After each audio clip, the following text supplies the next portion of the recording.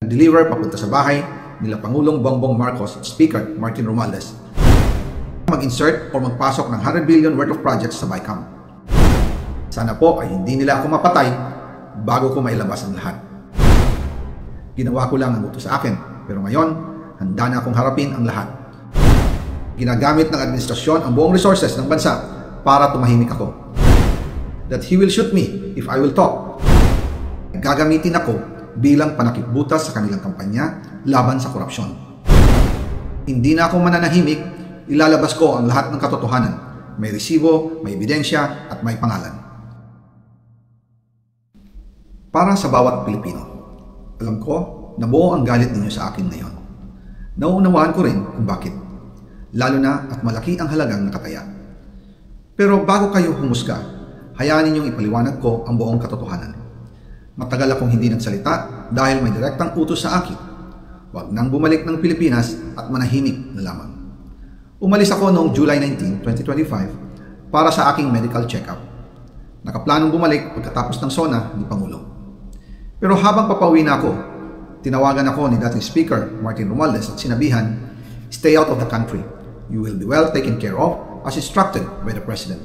Noon naniniwala pa ako sa kanila, kaya't hindi ako bumalik. Tumikom ang aking bibig, sumunod ako, pero ang hindi ko alam, ang ibig pala nilang sabihin sa aalagaan ka namin ay gagamitin ako bilang panakipbutas sa kanilang kampanya laban sa korupsyon. Ginawa nila akong poster boy ng kanilang sariling kasinungalingan. Ngayon, hindi na ako mananahimik, ilalabas ko ang lahat ng katotohanan. May resibo, may ebidensya, at may pangalan. Nagsimula ito nung tumawag si Sekmina Pangandaman sa akin nung nag-umpisa ang BICAM process last year, 2024. Ang sabi niya, katatapos lang ng meeting nila ni Pangulo at may instructions na mag-insert o magpasok ng 100 billion worth of projects sa BICAM. At sinabi pa ni Sekmina, you can confirm with Yusek Adrian Bersamin dahil magkasama sila sa meeting ni Pangulong BBM noong araw na yon.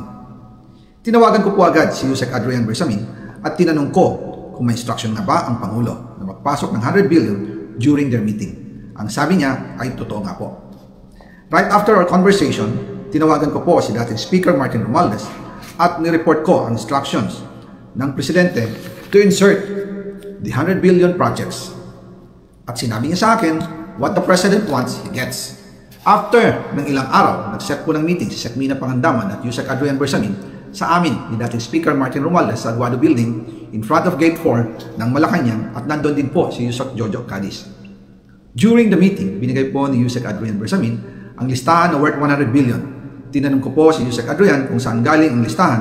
Ang sagot niya, galing kay PBBM mismo at binigay niya ito mula sa brown leather bag.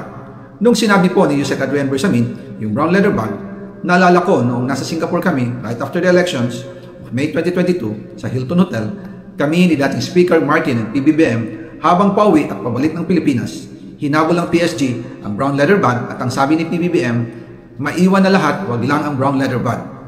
Kaya naniwala ako na utos talaga ito ng Pangulo. Pagkatapos ng ilang araw, I informed sina dating Speaker Martin Romualdez, Sekmina Pangandaman, Yusek Adrian Bersamin, and Yusek Jojo Cadiz na kung pwede 50 billion lang ang ipasok sa program funds dahil so sobra ang DPWH funds versus sa DepEd. In practice, hindi pwede na mas malaki ang budget ng DPWH kaysa edukasyon. And yung balance na 50 billion, ilagay na lang sa program funds for the 2025 budget dahil Office of the President din ang nagre-release ng lahat ng unprogrammed funds. Pagkatapos ng isang araw, tinawagan ako ni Sekmina at sinabi ang mensahe ng Pangulo, ipasok ninyo yan dahil pinangako na sa akin ni Speaker Martin yan at hindi na pwedeng baguhin.